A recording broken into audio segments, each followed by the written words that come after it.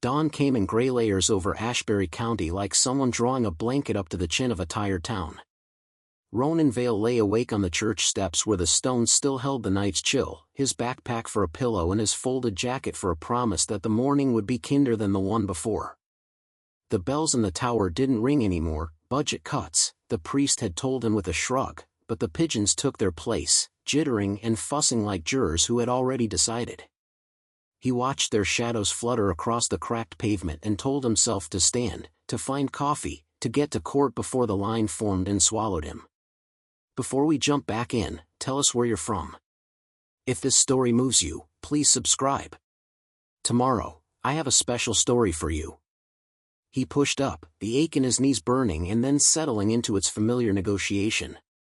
The blue nylon cord around his wrist, a knot he'd tied inside a blacked-out Humvee in a country that baked dust into everything, cut a clean line into his skin. He told himself to breathe the way Sergeant Keeley had taught him. In through the nose. Out like you're defogging a scope. It helped. Everything he owned weighed maybe 30 pounds, a rolled sleeping pad, a second shirt, a tin cup with a dent that made it drink like a lipless face. In the left pocket of his jacket, one coin, worn, silvered, not legal tender, but the sort of coin bikers pass to one another after a roadside rescue, after a hand on a shoulder in a moment that would otherwise be a fall. He hadn't earned it himself, it had been pressed into his palm by a stranger with oil-blackened knuckles who said, "Keep this, any chapter house sees it, they'll hear you out." Court was a 9-minute walk if his knees behaved. The sidewalks were already full of early commuters, the ones who didn't quite look at him, practicing the small art of avoidance people learn in cities, eyes past, not at. A city bus sighed at the curb, its driver gave him the barest nod, the nod of someone who recognizes a man not as a category, but as a regular. On Maple, Ronan passed Hale's Diner and caught a ghost of coffee and toast. He paused, counting the money he didn't have, smiled at his own ridiculousness, and kept going. A county clerk cut across his path with a plastic tote of files, labels and impossible neatness, warrants, contempts, restitutions. Words that looked like they could be sanded down to grit and used to scuff out a person's name. The courthouse was a brick box with limestone trim, built to look older than it was. Its pillars pretended to be marble, its doors were wood only on the outside, steel inside, the way some men are. Ronan checked his reflection in the glass.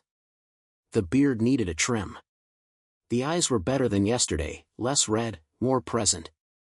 He tugged the brim of his cap lower, more for the ritual than the shade, and stepped into the echoed air of the atrium where security barked orders like a newly enlisted sergeant. Shoes off. Belt off. Backpack on the belt. Phone? He was asked. No phone, he said, and the guard's eyebrows lifted into something like curiosity, then fell again. The metal detector let him pass with the same disinterested whine every person got. He collected his life off the conveyor like salvaged parts and threaded into the hallway marked Municipal Court, Division C. The fluorescent lights made everyone look a little sicker, like truth had a color and it was green. He sat in the last row, because that's where exits live, because a man who's learned to leave quickly doesn't forget it. His public defender found him with a shuffle that said she'd been awake too late writing too many motions no one would read. She was young, maybe 27, with a tie-dye tote bag that said vote in letters trying too hard. Her name was Gutierrez, he'd read it on her badge last week, and today her hair had surrendered from a bun and fell in a frank halo around her exhausted face. "Mr. Vale," she said, and the softness in her voice made him want to sit straighter. "We'll enter not guilty on the trespass, guilty on the open container, and try to get time served on the disorderly. The shopkeeper from Grant Street didn't show last docket. If he's not here, that helps. Judge is Thornton today. He can be prickly."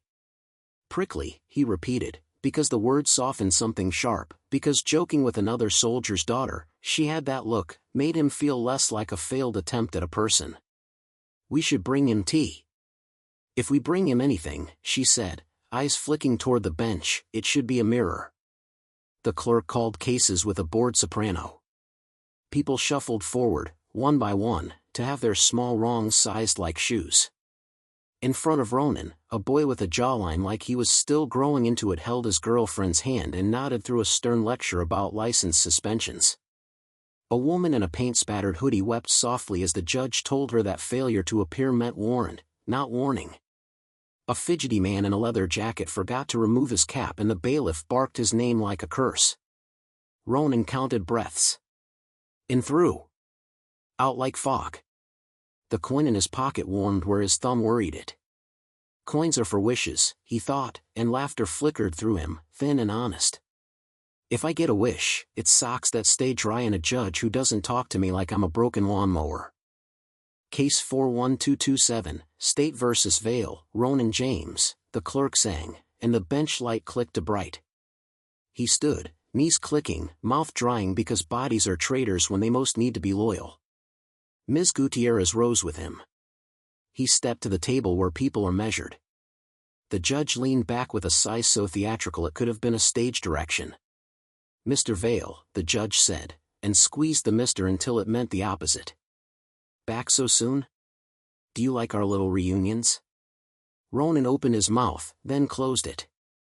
Ms. Gutierrez's palm hovered near his sleeve, a quiet signal, let me drive. Your Honor, counsel said, my client is a veteran who... Yes, I've read the file, Judge Thornton cut in, his voice a gavel sharp enough to split a person. Decorated, homeless, service-related disability, noise sensitivity, there's always a paragraph, isn't there?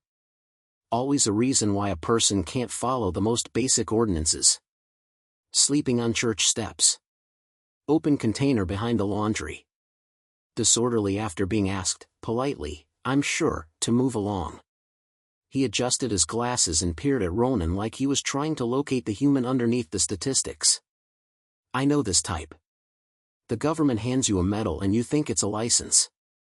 Ronan felt it, like a fuse catching, burning inward instead of out. He recounted breaths. In through. Out like fog. He tried to place his boots flat on the floor, to ground himself as if the tile were field, as if the scuffed black scabs of gum were stones, as if he had a rifle across his knees instead of nothing. Your Honor, counsel persisted, Mr. Vail has been working with the VA clinic. The judge's laugh was a thin blade. Working with? Yes. And were they with him when he was sleeping in the vestibule at St. Brigid's? Did the clinic bring a blanket and tuck him in? Or do they simply write letters saying he is to be indulged? He leaned forward. Mr. Vail, were you in my courthouse vestibule 2 weeks ago asking for a bathroom at 3 a.m? He had been. He had needed a sink and a place to sit where no one would mind if he closed his eyes. He had been tired in the way that makes time molasses. Yes, sir, he said. And when our night deputy told you we were closed, you called him a mall cop with a gun and a map he can't read. Did you not? He had. He had regretted it the way a body regrets a flinch. Yes, sir, he said again, and heat ran up his neck like a rash. The judge smiled as if he'd won a hand of cards he'd stacked himself. So you can follow orders when you choose. How selective. He looked past Ronan, over the room, at the back rows like he expected a punchline to materialize. Nothing did. We are a civilized county, Mr. Vail. We don't sleep on steps. We don't drink in public. We don't frighten shopkeepers by existing like a warning. You understand? The word frightened him because it had turned people into storms before. He nodded, because sometimes you nod not because you agree, but because you can calculate what happens if you don't. Ms. Gutierrez drew a breath. Your Honor, we're asking for community service in lieu of fines. Mr. Vail has a pending housing assessment. He can. The judge waved his hand. Housing assessment. Lullabies for taxpayers. No. Fines stand. Time served for the disorderly. He turned a page with unnecessary crispness. And since you enjoy our steps so much, I'll have our cleaning crew leave a pillow. Laughter pried up from a few seats, the kind of laughter that people hate themselves for later. In Ronan's chest, something old flexed and set. He saw the judge's mouth move and not the words, he heard the air vents, the tinny radio on the bailiff's belt, the high-frequency hum that used to precede mortar wine. He fixed on Ms. Gutierrez's small, square fingernails, a detail human enough to pull him back. "Sir," Ronan said, and the sound surprised him. It wasn't a challenge. It wasn't surrender. It was a voice learning itself again. "I'll pay the fines." "Out of what, Mr. Vale?" Thornton asked, eyebrows up. "Your honorarium for sleeping on holy ground?" Ronan's thumb moved against the coin in his pocket the way a man in a desert wets his lips for comfort, not thirst. He saw a motorcycle's chrome glint not in memory exactly, but in all the places memory and wish touch. He had not called anyone. He had not told anyone what day his hearing was. Pride is a locked box even when it should be a flare. And yet, he had shown that coin to a man at a gas station 2 weeks ago when a cam chain had snapped and a stranger's patient hands had used baling wire to coax a machine back to life. "Keep this if you ever need a room," the man had said. "Or a room full of men." The door to Division C opened and shut on a gust of hallway noise. Ronan didn't turn, he kept his eyes on the bench because eye contact with exits is how you lose the room. But he felt it, boots and numbers. The difference between a handful of people and a presence. Leather creaked, and the air gathered a faint perfume of oil and road and the citrus cleaner some men use on chrome as if to erase fingerprints from steel. The bailiff turned. The clerk stopped shuffling papers as the back benches filled in a tide that didn't jostle, didn't mutter. Jackets with death head patches, the red and white so clean it looked painted onto the men themselves. Cuts hung with the honest weight of miles. Beards. Scars like signatures. Rings with little skulls and, on the smallest hands, plain bands. On the nearest rocker's breast, a tiny square of metal stitched into leather, the same pattern as the coin pressing a warmer and warmer circle into Ronan's palm. Ms. Gutierrez's eyebrows rose in a cartoon of disbelief and steadied. The judge peered past Ronan and his mouth opened as if he'd found words he'd dropped as a child and no longer recognized. "Who are," he began, and one of the men lifted 2 fingers. A small gesture, almost delicate, but the room keyed to it like a radio to its station. He wore no sunglasses, his eyes were the kind that have practiced surprise into a trick they don't perform. His hair ran gray along the edges like steel approaching dawn. On his cut, over the left breast, the rocker read President. "Your Honor," the man said, and his voice made the microphone unnecessary. "We're here to observe. Public court, last I checked. We'll show proper respect to the rules." He looked at Ronan, not like inspecting merchandise or appraising a fight, but the way a medic checks for consciousness. A nod passed between them, a handshake made of distance, and Ronan felt the coin in his pocket go from warm to something like a heartbeat. He remembered the gas station and the baling wire and the hand that had pressed the coin into his palm. He hadn't asked the man's name. He had thanked him like a prayer set into a carburetor. Judge Thornton cleared his throat, found its limits. "This is a courtroom, not a clubhouse. If you..." "We know what it is," President said, and there was no threat in it, only a statement of understanding. "That's why we're here. To listen. To see a fellow we happen to know treated the way men ought to be treated when they've done more for their country than most of us were allowed." He did not turn his head, but the men behind him breathed as one, a tide against pilings. Ronan didn't move. He let the air prick his skin and watched the judge's hands. Hands could tell you more than faces ever did. Thornton's fingers were square and manicured. When he gripped the bench edge, they went white at the tips. He looked not afraid, but recalculating. A man adding a column he'd forgotten and watching it change the sum. "Counsel," he said to Ms. Gutierrez, suddenly formal. "Please proceed. I believe you were making a case for community service." Ms. Gutierrez straightened like someone who had trained their whole life for a fight but only just noticed the bell. "Yes, Your Honor. Mr. Vale is eligible for veteran treatment court transfer. He has documentation of service-connected tinnitus and sleep disturbance. He is willing to comply with curfew, counseling, and mandatory check-ins. He..." The judge winced as if her words were too loud.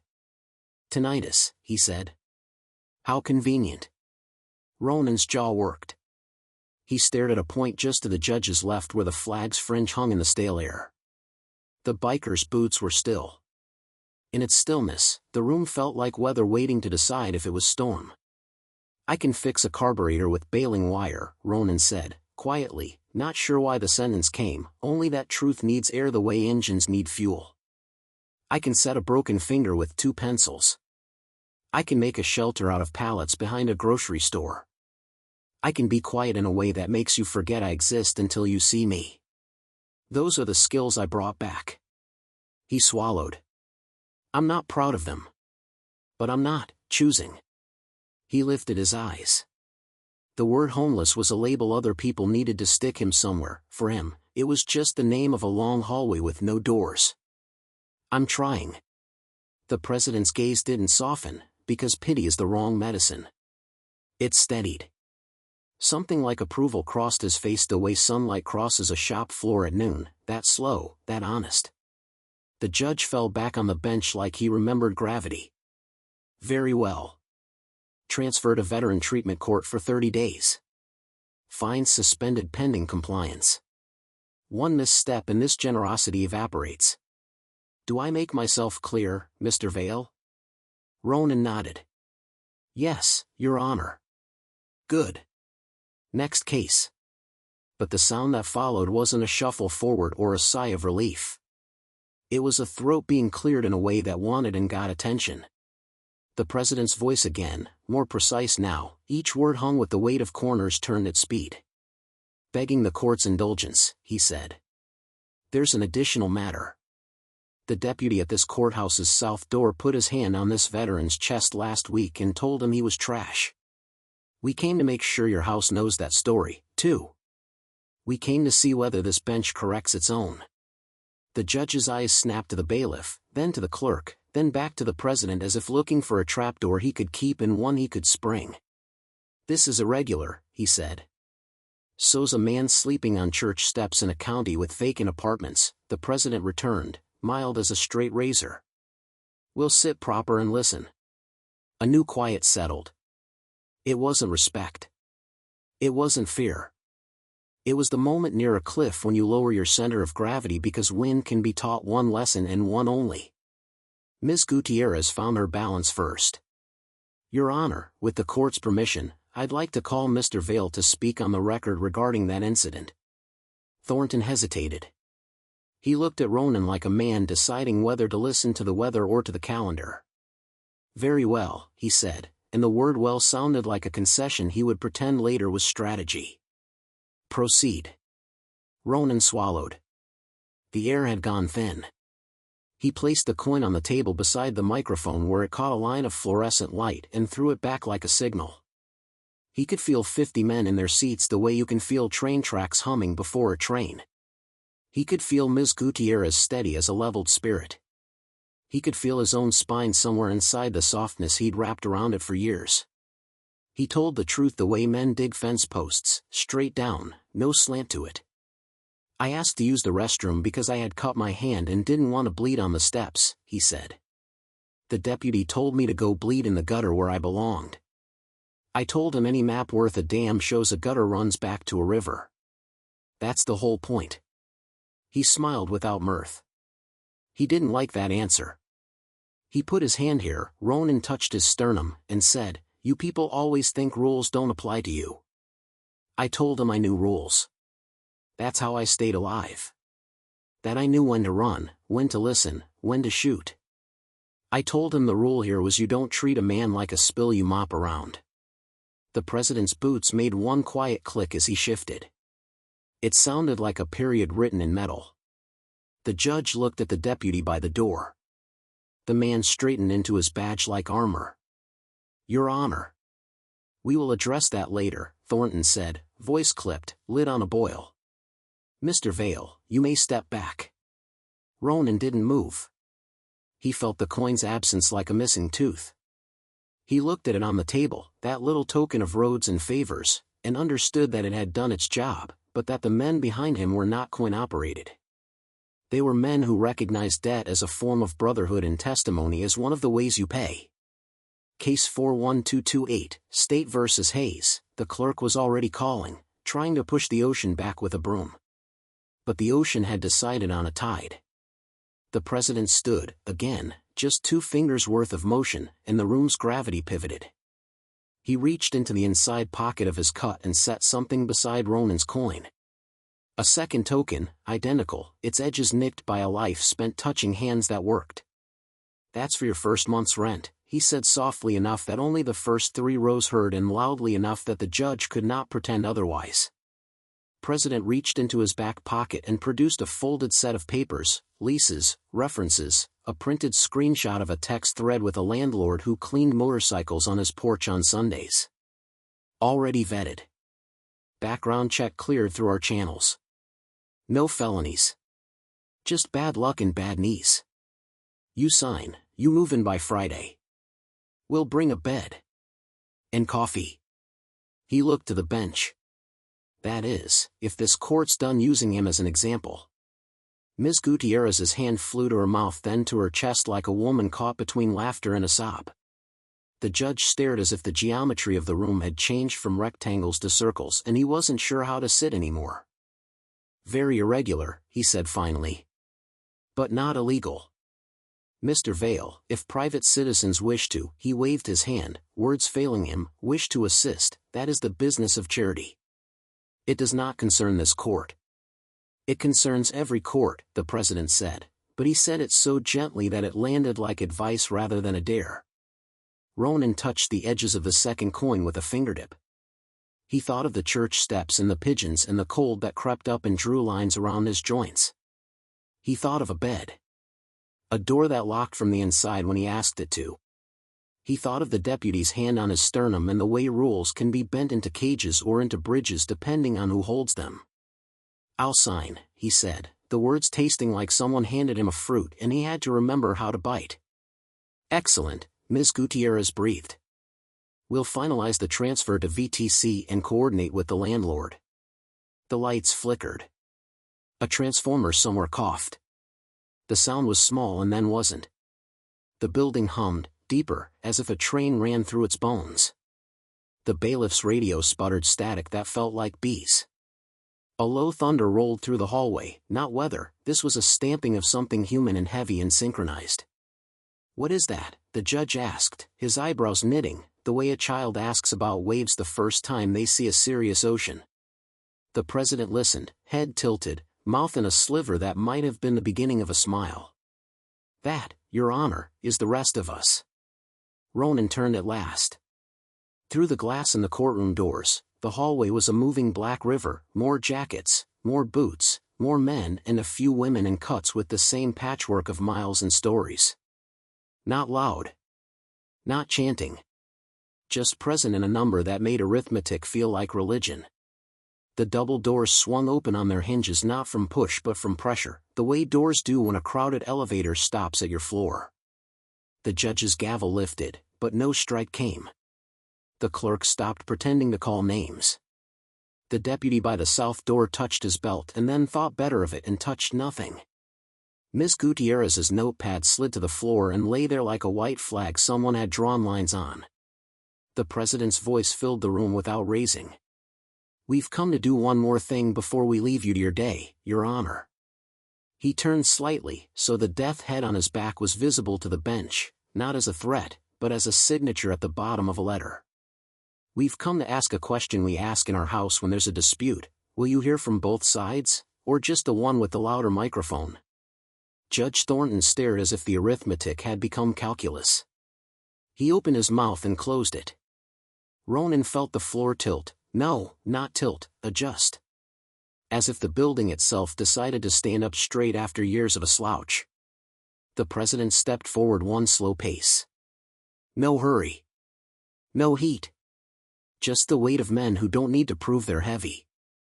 He looked not at the judge now, but at the deputy by the south door, whose hand hovered once more as if touching a remembered script. "Let the man speak for himself," President said. "Then we'll say our piece, and then you can do your duty. That's all we're asking."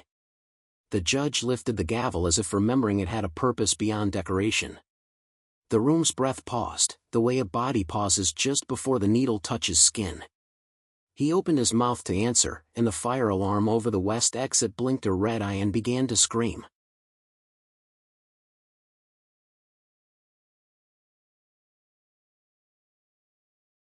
This story took us a long time. If you like it, subscribe. Now, back to the story.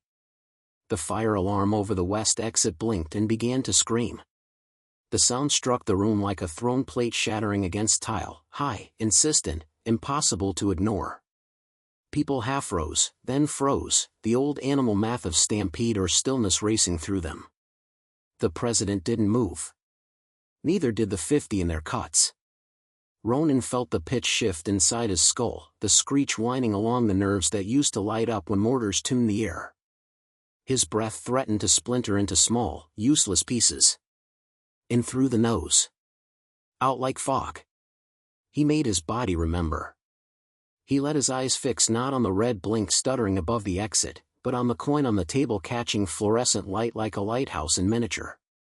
He pressed his tongue to the roof of his mouth, a trick a medic had taught him in a tent lit by headlamps in fear.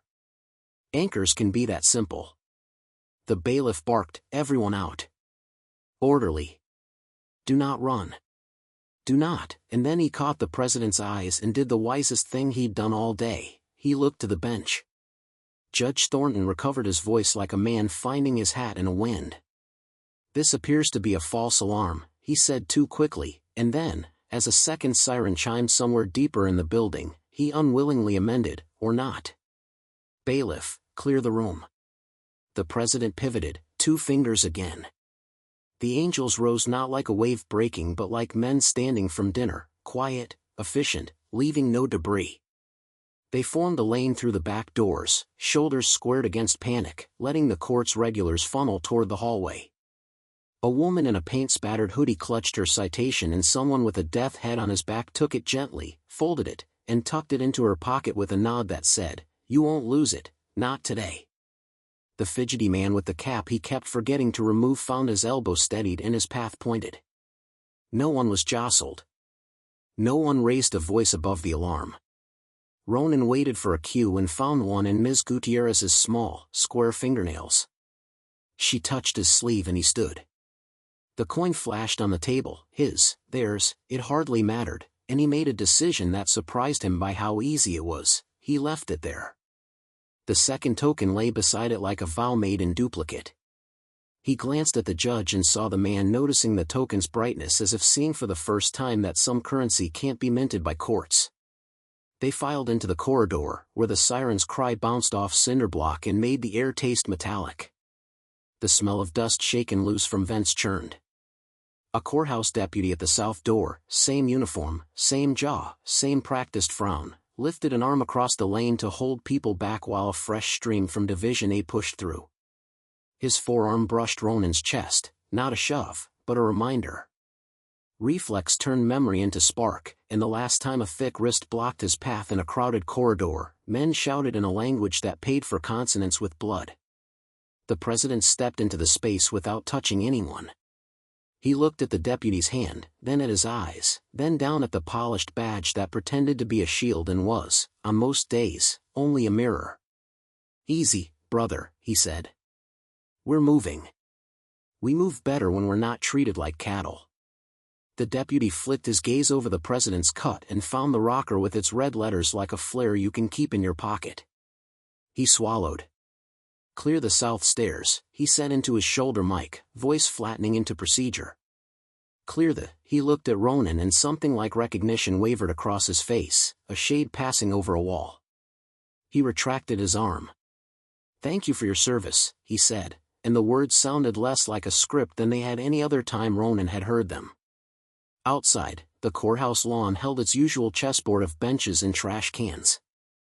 The October sun found everything: the pigeon-pocked statue of a Union soldier, the cracked fountain planted with petunias instead of water, the steps where men became defendants and defendants became stories. The siren die cut the air for another 30 seconds, then cut itself. A fire truck idled at the curb, a firefighter in a helmet like a knight's glanced at the building and then at his lieutenant and shrugged. "False pull," he mouthed. "Maybe a prank. Maybe a system test the calendar forgot." The crowd dispersed the way crowds do, by gravity, not plan. The men in cuts didn't disperse. They hovered like a constellation that had found a place on Earth to hang its stars. The president checked faces, a ritual inventory, not looking for trouble so much as mischief. He drifted to Ronan and Ms. Gutierrez, breath, leather, the faint, medicinal citrus of chrome polish. "You all right?" the president asked. Ronan nodded, the honest kind you give when the answer is half yes, half still counting. He expected pity and got none.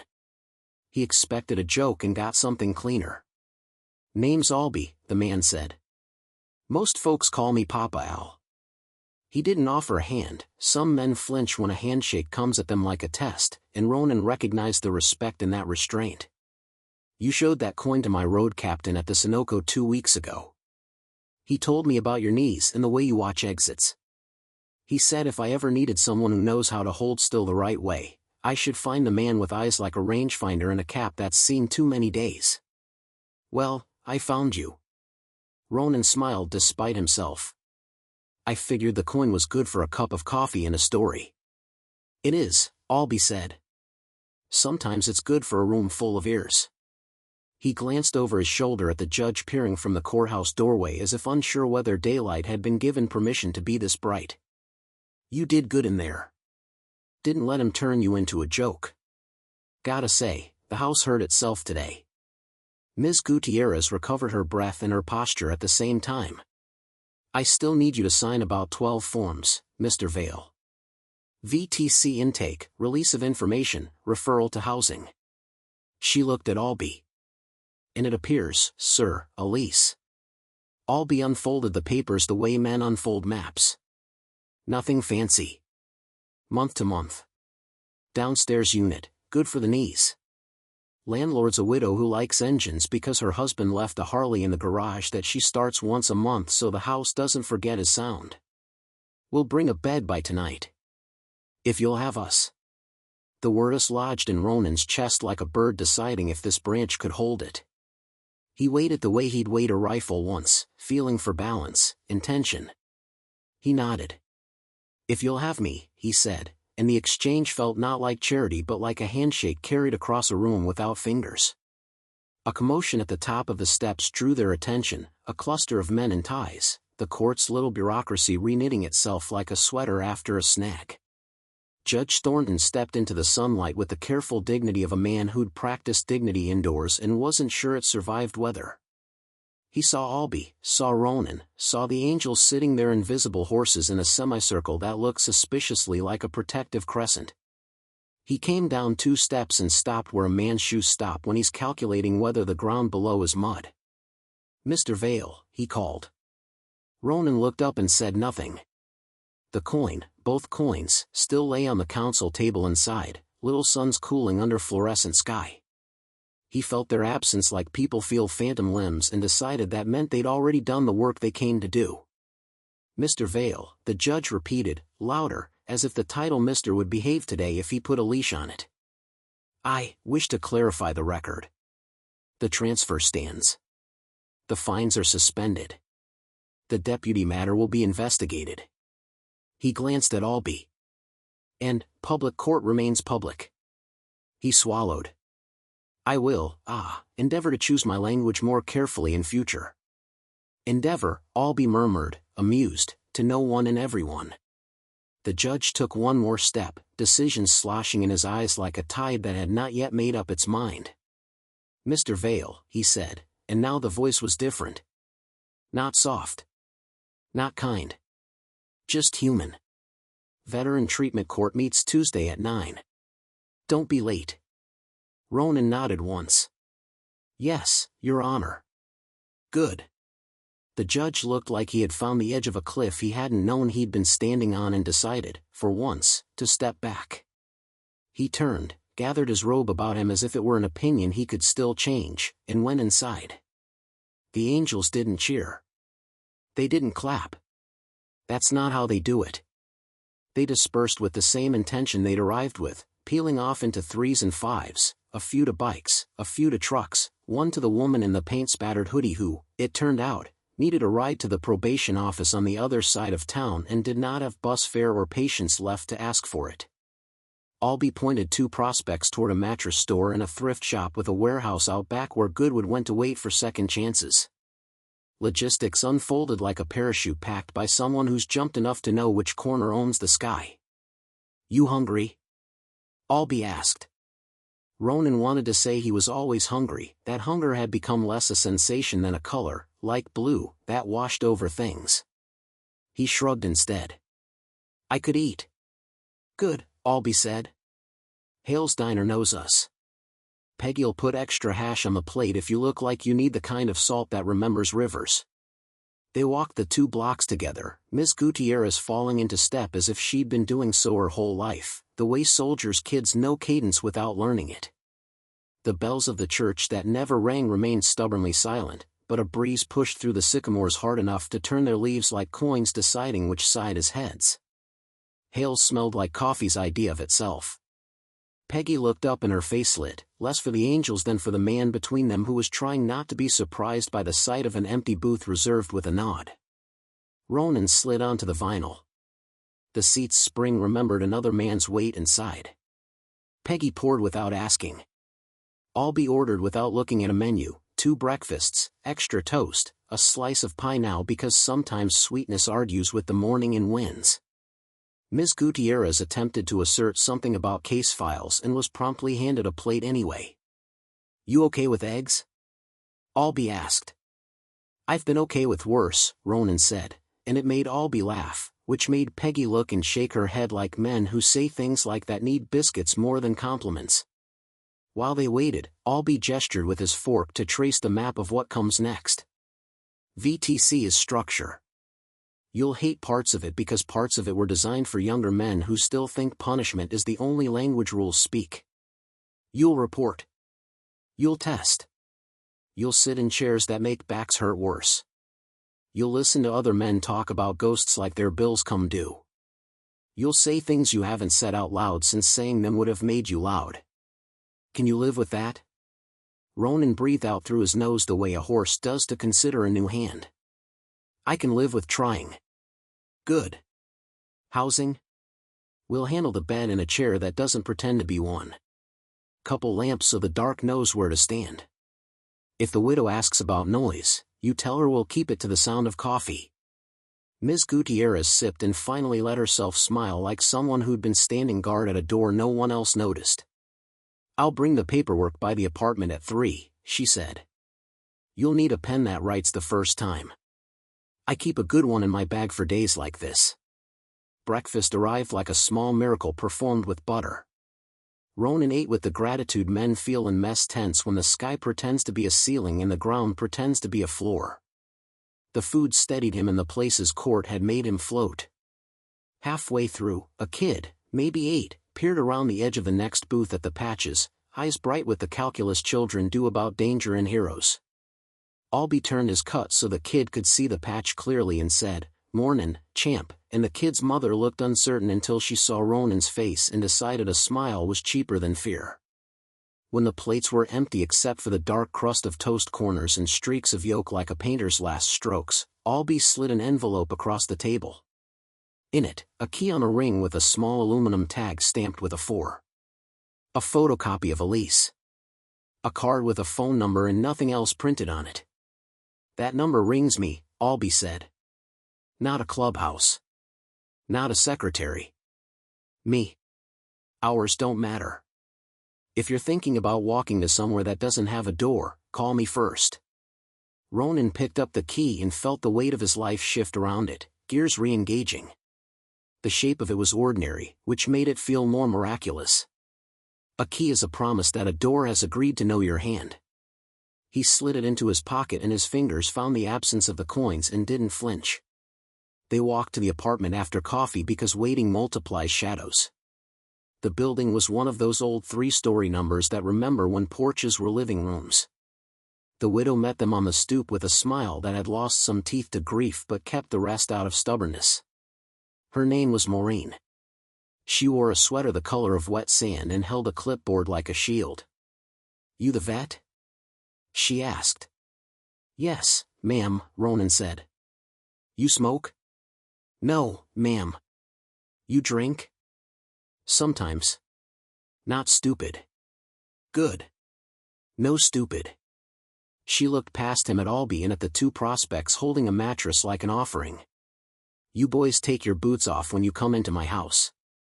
Leather don't scare me, mud offends me. Yes, ma'am, Albie said without a smile, which made it real. The unit smelled faintly of lemon oil and recent mopping. A small window set square in the kitchen offered a slice of ash tree, and somewhere unseen a refrigerator hummed like a steady friend. The living room had space enough for a chair, a table, a person's decisions. The bedroom had a window that faced east. Dawn would find it whether the blinds wanted to or not. Ronan stood in the middle of the room and let silence will around him. He placed his backpack on the floor like a flag planted in the country of not outside. Albie set the mattress on the metal frame the prospects had assembled. Maureen showed him how the radiator worked and where the fuse box sulked when it needed attention. Ms. Gutierrez spread the lease on the kitchen counter and clicked her good pen. You sign here, and initial there where it says you won't keep wild animals unless they're emotional support with proper paperwork, she said. Unless you have a raccoon I should know about. No raccoons, Ronan said, the corner of his mouth finding its way up. Paperwork made the air smell like ink in a future. He signed his name and felt the loop of the R and the tail of the N like handrails on a staircase he could finally see. Maureen countersigned with a flourish that suggested she took pleasure in completing things that often go unfinished. Albie nodded once, as if a knot had seated under a hard pull. You got a pair of sheets? Maureen asked. Not yet, he said. She handed him a set from a bag with a department store's name on it, the kind that sells Hope stapled to towels. Housewarming, she said. I always wanted to say that and mean it. By late afternoon, the room looked like it had decided to believe in itself. A chair with a back that did not pretend. A lamp with a long neck that knew where to point.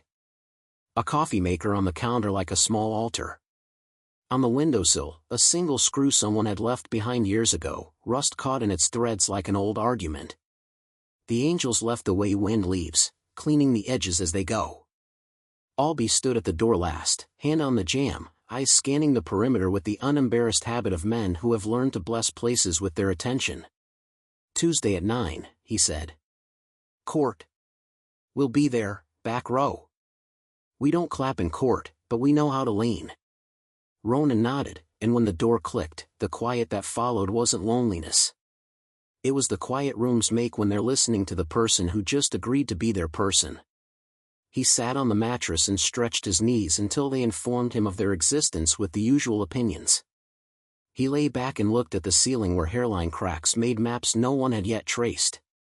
He slept without dreaming for 23 minutes and woke to the sound of his own breath, which, for once, did not sound like a warning. The night brought its little tests. A car backfired on Maple and his body tried to get small the way it had learned to on nights when hard rain masked hard intentions.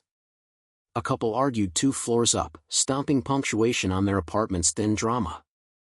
Somewhere a motorcycle grumbled and then remembered it could purr. Ronan sat up once, put his feet on the floor, and told the room out loud, I'm here. The room, to its credit, did not argue. Morning found him before his alarm, which was to say before the sun, because alarms are for people who don't have to negotiate with dawn. He showered, the water finding his shoulders like forgiveness. He shaved, the mirror introducing him to a face he remembered liking. He made coffee and drank it black because sugar is for days when you don't have a key in your pocket. Tuesday arrived the way appointments do when you're not used to keeping them, like a test you didn't study for and find you know anyway. He walked to the courthouse not because he had to, but because walking shakes thoughts into order. He passed Hales and Peggy tapped the glass with her ring and held up a brown sack, then shook her head and mouthed, after, and he nodded and felt known in a way that could turn into a habit. Veteran Treatment Court assembled in Division E, which had a flag as tired as the others but a bench with more cups of water on it, as if the judge understood that men tell the truth better when their mouths aren't deserts. The angels sat in the back row, their presence the opposite of a threat, ballast. Albie gave a tiny nod that meant, We tilt with you, not to you. Judge Santoro presided, a woman with hair cut short for efficiency and eyes that had seen enough command tends to know when a story was missing its last paragraph. She wore compassion like armor and did not apologize for either the steel or the velvet. "Mr. Vale," she said when his name came. "I've read your file and added a few pages. How are the knees?" Ronan blinked. "Achy, Your Honor." "Good. That means they work." She smiled in a way that admitted she, too, had knees. "You'll check in with Officer Ree on Mondays and Thursdays, therapy on Wednesdays, group on Fridays. Random UAs because that's part of the dance. Curfew 11 unless work says otherwise." "You say work?" Ronan hesitated. "I don't have any. Yet." "We'll fix the yet. There's a garage off River Road, Maureen's late husband's old place. The Angels keep it decent. The owner owes me a favor. You can sweep, organize, learn which engines lie and which tell you the truth. You good with hands?" "Yes, ma'am." "Then we're in business." She leaned forward slightly. "Last rule. Some folks will try to be kind and will call you a hero. They'll hand you that word like it weighs nothing. Be careful with it. It weighs what you let it. In my court, you're a man showing up on time. That's more useful than a statue." Ronan felt his mouth tug again. "Understood." "Good. Welcome. Next case." Officer Ree had a handshake like a brick wrapped in a dish towel, solid, softened a little for the sake of the person he was about to help. He walked Ronan through a schedule printed on paper thick enough to feel like it believed in itself. The Angels thawed into small talk with the clerk, who confessed to owning a scooter and was teased with the fairness of men who know joy comes in all engine sizes. Ms. Gutierrez, who had again slept too little, looked less tired in a room that remembered men as more than files. In the weeks that followed, routine did what routine does when you give it a key. Mornings at the garage with a man named Deke who had elbow grease where some folks keep patience. Deke taught Ronan the art of listening with a wrench and the difference between a carburetor that needs prayer and one that needs a stern talking to. The widow Maureen brought cookies on Saturdays and scolded the Angels for pretending they didn't like oatmeal raisin. Albie stopped by most days around 4 to do the things some leaders never learn, ask questions and then actually listen to the answers. At night, therapy taught Ronan to take his memories apart without destroying them. Group taught him that humor is a rope men throw each other in rooms where walls listen. He learned the names of other men's ghosts and in doing so found his own willing to step into the circle and show its hands. He talked about the coin, about the courtroom, about the way 50 men had turned the temperature of a room by simply arriving. He learned to say "I need help" without hating his mouth for it. The deputy from the south door got assigned to a different entrance. An internal affairs investigator with a face like a closed book asked questions and wrote things down and then quietly made a note that the next time a vet asked for a bathroom at 3 in the morning, the answer ought to be, "This way, sir," and not, "Bleed in the gutter." Word spreads. Policies move. Old habits die if you starve them long enough. As for Judge Thornton, something in him had cracked, not broken, not shattered. Cracked like a cold pane finds a warm room and learns it must become part of the house or let the house discard it. One morning he showed up at VTC with a coffee and sat in the back row like a citizen, listening. He did not speak. He did not robe himself. He watched men tell truths he had never asked for in his courtroom, and his jaw loosened by degrees you wouldn't notice unless you knew him. He left without fanfare. He returned the next week. Habits learned, too. One Thursday evening, Albie showed up at the garage with a helmet in his hand and a question in his eyes. "Ride?" he asked. Ronan looked at the helmet like a test he wanted to take. "My knees," he began, and Albie cut him off gently. "We'll go easy. 10 miles out, 10 back. Road by the river that thinks it's a ribbon. Wind's got something to say to you. You can listen if you want." They rode. The Harley's engine unfurled under them with the promise of a thing built to move. Ronan wrapped his hands where they should go and let the muscle memory of balance return like a friend who never took offense. The river held the evening in its long palm. Sycamores whispered. They took the long curve before the bridge and he felt, for the first time in a long time, his body making a promise to the rest of him, I can carry you. They stopped at a turnout where teenagers left initials and adults left cans. Albie killed the engine and the sudden quiet put birds back into the trees. He handed Ronan a bottle of water and looked toward the west where the sun practiced being enormous. What do you owe the judge? Albie asked, and when Ronan started to answer, he added, and what does he owe you? Ronan capped and uncapped the bottle, listening for the truth in the plastic's small complaints. I owe him nothing, he said. Or maybe I owe him the courtesy I owe any man in a job I wouldn't survive. He owes me, he looked up, surprised to find the words ready, he owes me to remember I'm a man before I'm a category. Albie nodded. He likes categories. They stack neat on shelves. Men don't. He took a breath. You ready for the ask I've been circling? Ronan smiled with half his mouth. He had seen the ask coming the way you see weather move across fields 10 minutes before it arrives. Ask. We run a run every year for vets who don't yet know they're allowed to ask for help. We ride from the armory to the river, stop on the bridge, throw a wreath, read names. This year we want someone to read a piece at the courthouse before we go. Not a speech. A piece. Something that remembers the room where a judge learned his job has a part in mercy. Something that names what 50 men in leather did without touching a single person. You want me to write it, Ronan said. I want you to say it. After you write it. The coin started the story. The room carried it. You can give it away to keep walking. Ronan looked at the bridge, at the slices of river shoved between its concrete ribs. He thought of Division C, of the siren, of the deputy's hand, of the coins on the table cooling under bad light. He thought of Ms. Gutierrez's square fingernails and Maureen's lemon oil and Deke's cussing at bolts that pretended to be rusted by God instead of by rain. He thought of 50 men learning that being loud is optional when presence is a language. He nodded once, the way men do when they've already said yes to something their mouth hasn't heard yet. I'll write it, he said. I'll say it. The run was set for the last Saturday of the month, a day the town set aside for farmers' markets and forgiveness fairs where churches painted children's faces and called it Owl Reach. The angels lined up along Maple and Threes, Chrome catching a sun that behaved. Veterans in hats embroidered with wars older than their grandsons stood straight as memory would allow. Judge Santoro stood near the steps, hands clasped behind her back, eyes soft and unblinking. Ms. Gutierrez wore a dress that meant she had convinced thrift to look like intention. Maureen wore her husband's old leather jacket and called it ridiculous and perfect. Judge Thornton was there, too. He kept to the shade like a man who knows he is not the center of every room and wants it that way today.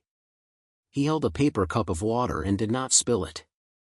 The deputy from the south door stood 20 feet away, no longer guarding any particular entrance, as if someone had assigned him the job of learning. Ronan walked up the courthouse steps where the pigeons had rehearsed their juror act and stopped at the top because speaking from the top felt like starting wrong. He descended to the third step, the one that put him level with the front row of faces, and he pulled from his pocket not a coin but a folded page, torn at the edge where a notebook hadn't wanted to let go. He cleared his throat and the crowd did the kindness of getting quiet without being told. My name is Ronan Vale, he said. Some days I'm a veteran. Most days I'm a man who tries to be on time. A few weeks ago, I stood in a courtroom and listened to a judge talk about me like I was a paint someone had spilled. I wanted to argue, but I've learned that arguing is a poor substitute for breath. So I did the other thing I learned. I stood where I was and let the house hear itself. He told the story without flourish. The trespass and the open container. The laughter that isn't funny.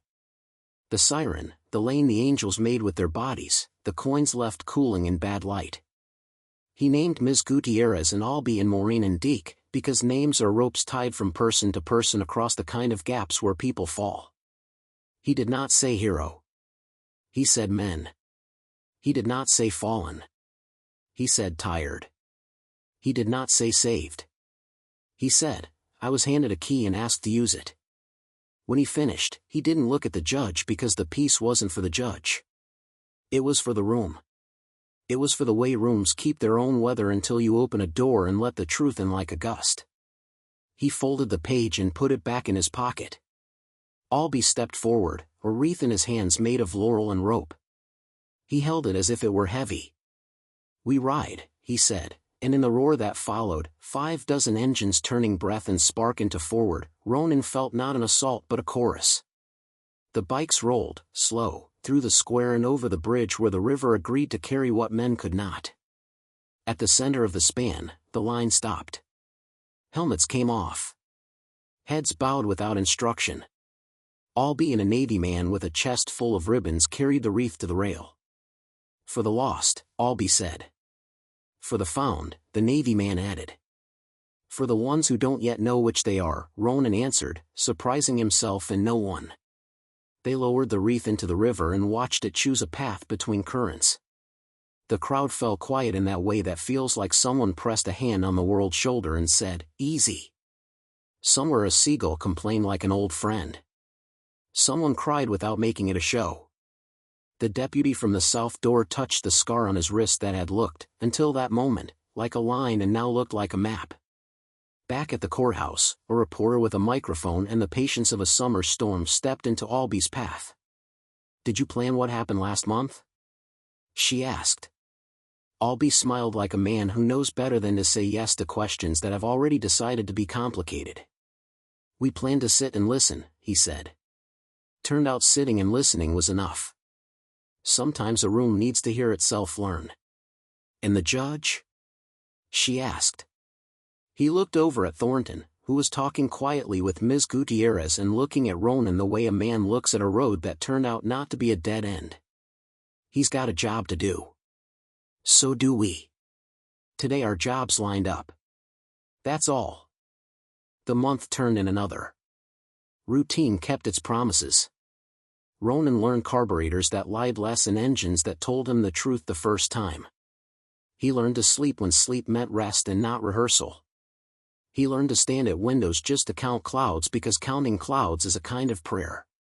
One night, heading home from the garage after staying late to coax a stubborn bolt into giving up, he noticed the courthouse lights on at an hour when bureaucracies usually dim.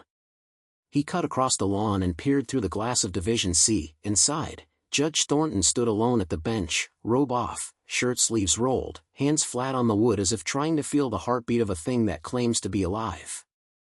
Ronan pushed the door open, a small act of trespass no one would ticket tonight. The room smelled like dust and lemon and a little like rain, though the sky was dry. "Judge," he said. Thornton looked up, guilt flashing across his face like a fish in a pond, there and gone and undeniable. "Mr. Vale," he said. "Couldn't sleep either?" Ronan shrugged. "Engines keep their hours. So do knees. So do minds that don't like the quiet." The judge smiled in a way that kept some dignity for both of them. "I wanted to see it at night. This room. Hear what it sounds like when no one's asking it to perform." He tapped the bench. "Do you believe in places, Mr. Vale? As actors? As accomplices?" Ronan considered. "I believe in rooms that learn. And rooms that refuse. This one's trying." Thornton nodded as if that diagnosis matched his symptoms. "I've been reading. About VTC. About trauma. About my own appetites for performance." He swallowed. "I said things to you that day that," he stopped, not because he couldn't say sorry, but because he didn't want to make the apology a new way to put the spotlight on himself. "You changed your mind," Ronan offered.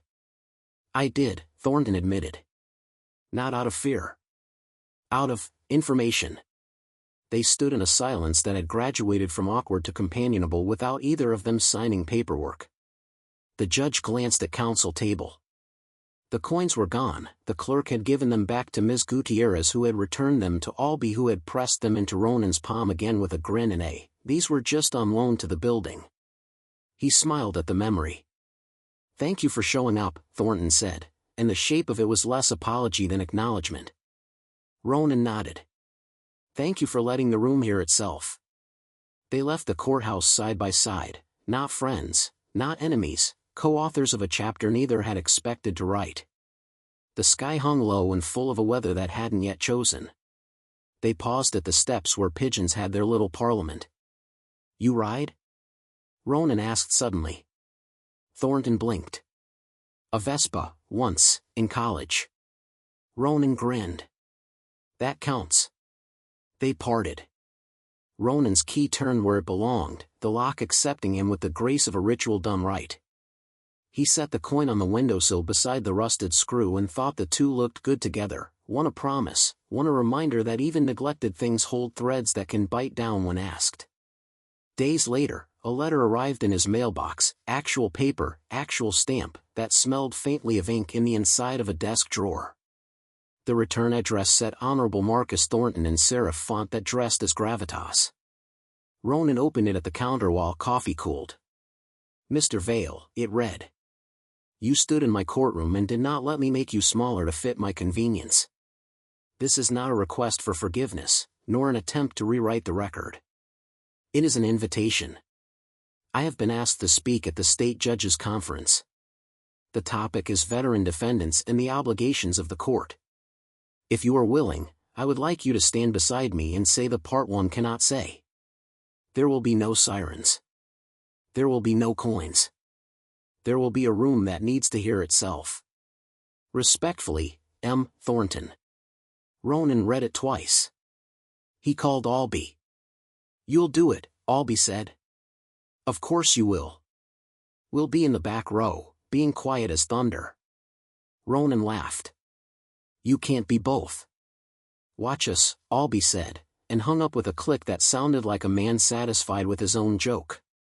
The conference took place in a hotel that belonged to a chain that believed beige could be a personality. Judges in suits that cost what used cars cost shook hands like transactions. Ronan stood with Thornton at a lectern that tried to look like a pulpit and did an acceptable job. Thornton spoke first, words measured, sentences short, the way a man speaks when he knows he gets in trouble when he hears himself too much. He said what he had learned, which is a kind of apology if you let it be. Then he turned to Ronan. Ronan told the story again, this time to men who think rooms obey them the way dogs do when they whistle. He watched faces do calculus. He watched some decide to carry the burden and others decide they had enough burdens already. He didn't argue with any of them. He laid out the facts like tools on a bench. He named the coin, the siren, the lane the angels made with their bodies. He said, "You cannot shame men out of sleeping on steps. You can call them inside. Or you can leave them there and let your city learn what kind of house it is." When he finished, the room did what rooms do when confronted with truth. Some clapped too quickly, some not at all, a few called him afterward and said words that sounded good in lobbies. One judge from a river county asked for a copy of his remarks in a number that rang Albee. That was enough. On the way out, a young clerk who had been standing near the water pitchers pressed something into Ronan's hand. It was a coin, not the angel's coin, not a challenge token, but a hunk of brass stamped with an anchor and the words "Hold Fast." "It's from my dad," she said. "Navy. He used to squeeze it when meetings got long. Figured you'd know what to do with it." Ronan smiled and closed his fingers around the metal. Weight recognizes weight. He returned to Ashbury in a rain that meant it. The street gleamed. The apartment smelled like wet wool and lemon. He set the new coin on the windowsill beside the old and the screw. 3 small sons measuring time. A week later, Division C hosted a sentencing for a kid who had thrown a rock through a shop window because a friend dared him to be stupid. The kid's mother cried. The shopkeeper was kind. Judge Thornton, in the new habit of learning out loud, asked questions instead of delivering monologues. He gave community service in a lecture about glass and consequences that felt like instruction, not theater. Afterward, in the hallway, he saw Ronan and nodded. "See you Tuesday," he said. "You will," Ronan said. He almost didn't. That night, a siren different from the others caught the air, a wail from the river. A car had gone through the guardrail at the bend where the road decides whether to keep following water or cheat inland. Deke's nephew, it turned out, had been driving. He swore he didn't drink. The road swore it had been slick. The river swore it had room. Ronan ran without thinking. Maureen met him at the edge with a flashlight that knew its job. Albie arrived with rope and a plan. The Angels formed a line the way men form lines when they've been practicing for nothing in particular their whole lives. A firefighter shouted commands that had the decency to be clear. "We need someone light and careful," he said. The bank soft. The car's nose down. Ronan didn't think of his knees. He thought of the kid who had thrown a rock and of the judge learning to ask better questions. He thought of engines that lie and ones that tell the truth. He tied off and went down the slope like a memory descending into itself. The water shoved his legs and tried to make him fall, but he told it no with his hips and it listened. He reached the car, slick with river hands, and saw the boy's face white as apology. "You with me?" Ronan asked. "I'm with you," the boy said. They got him out. He cut his hand on the window, and his blood made a thin rib in the river pretended not to notice. Back on the bank, the boy collapsed into Deke's arms and cried the way boys are allowed to cry when they are forgiven for surviving. The firefighter clapped Ronan's shoulder hard enough to bruise a lesser man. The Angel line exhaled as one organism. At VTC that week, Judge Santoro listened to the story without turning it into a parable. "Good work," she said. Then, as if remembering, she looked past Ronan to the back row. "Gentlemen," she said to the Angels, "thank you for waiting your turn so quietly." The back row looked pleased the way dogs look pleased when someone acknowledges they did, in fact, sit. The year slid toward its cold. Maple's trees turned their coins over and showed copper first, then rot. Ronan learned what the radiator sounded like when it lied and when it wanted bleeding. He learned the measure of coffee he preferred and the way to set 2 mugs on the counter in case someone knocked. People did, sometimes, Albie, Ms. Gutierrez, Maureen with a Tupperware of something that wanted to be called stew. The deputy from the south door knocked once, 2 weeks after the river rescue, and stood on the stoop like contrition trying out shoes. "Mr. Vale," he said. "I wanted to say. I was wrong. About some things. My dad," he stopped, embarrassed by the size of the admission. He held out a small box. Inside, a pocket knife with a blade that had clearly met both rope and time. "I fixed it up," he said. "It was my dad's. He used to say, a man should have a blade that can cut string and apples in arguments. I've got another. Thought maybe you could use one that's already learned a few tricks." Ronan took it. He flicked it open and closed, the hinge smooth as a sentence finished well. "Thank you," he said. The deputy nodded and left before the conversation could turn into something either of them would mishandle. On the first snow, the Angels rode slow, the way you ride when you respect both physics and luck. They stopped by the apartment with 2 space heaters and 6 cords the right gauge and a lecture from Albie about not burning the place down. Maureen accepted the heaters on Ronan's behalf and made hot chocolate like a woman who refuses to pretend cocoa is only for children. That night, Ronan lay awake and counted the good things like coins, a key on a ring, a windowsill with 3 small suns and a screw, a court that learned a new word, a judge who learned to use it, a river that returned a boy, a garage that believed in second gaskets, a widow who measured grief in cookies, a lawyer who slept too little and kept showing up anyway, a president who understood that presence is a language rooms learn. He felt gratitude and did not resent it for being earnest. Sometime past midnight, his phone vibrated with a text from a number he had labeled Papa AL. "You up?" He smiled. "Yeah. Come to the window." He padded to the glass and peeled the blind. Below, in the parking lot glazed with the first winter's intention, 2 rows of bikes idled, exhaust ghosting into the cold. The Angels looked up like boys caught in a good prank. Albie texted again, "We figured doors work both ways. You came to ours. We come to yours. Look under your doormat, soldier." Ronan opened the door. Under the mat, a small square of leather. Stitched to it, a patch, his patch, not a rocker, not a fancy title. Just a name, Vale. below it, smaller, the word honorary. He stood in the doorway with the snow thinking about starting and felt his knees and his chest and his whole unruly life align in a way that made balance seem not like a trick but like a right. He texted back, I don't have a cut. Albie, you got a key. Same thing. We'll print a patch for your jacket pocket. That way you don't have to carry coins into rooms that ought to recognize you without them. Ronan laughed, and the sound went out into the night and came back changed by distance. He closed the door gently. He set the patch on the windowsill with the 3 coins and the screw. He lay down.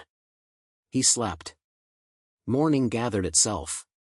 Court gathered itself. The town did the thing towns do, remember and forget in alternating breaths. Weeks later, a letter arrived from the state court administrative office, no serif name this time, just a seal. Inside, a policy memo, guidance on respectful protocol for veterans and indigent defendants in court facilities. No mention of sirens. No mention of coins. Changes often arrive dressed in bureaucracy. Ronan smiled and pinned it with a magnet to his refrigerator like a child's drawing of a house that might one day be this block. In Division C one bright afternoon, Ms. Gutierrez argued a motion like someone negotiating with weather. The judge listened and granted.